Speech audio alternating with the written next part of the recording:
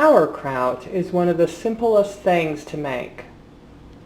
You just have to have a couple of jars like this that are wide mouth that you can fit your hands into, and your cabbage and some sea salt. That's it. That's all it takes. Okay, after the cabbage is grated, you just want to take some sea salt and pour it on there like this. It's probably like a tablespoon or something. And work the cabbage really well with your hands. See the juices coming out? That's how you want it to be before you put it into the jars. But you do want to work it a little bit before you put it in the jars, because what it does, it's going to ferment in its own juice. So this is how you put it in the jars. You see how it's getting kind of wilted like this? This is how you want it to be. Now get your clean jars and just start stuffing it in there. This is the secret. You can't just put it in there and just leave it loose like this. You need to, that's why you need wide-mouthed jars. You need to do this and push down the cabbage hard with your, almost like you're making a fist. You see the juice in there now? Okay, so then just put a little bit more. Push it down. With my hand in there. That's why you need the wide mouth jars.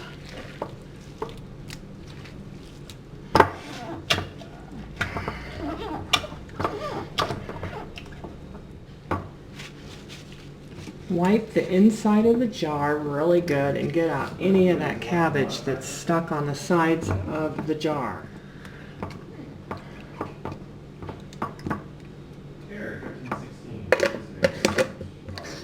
That's it. Can you see that better? Oh yeah, much better. Thank you, Alex. See all that juice? That's how you want it to be. Now this is a lot of cabbage here, but I pushed it down. It's going to ferment now. In 3 days, I'm going to open it up, and you're going to see the beautiful fermentation cabbage called sauerkraut. Okay, so then you put your clean lid on. And then I come in here. Let's do another jar. Okay, after you put the cabbage in the jars, as you can see, here they are. I've got 3 jars. It took 1 big cabbage. You have to put it in a dark place for 3 days.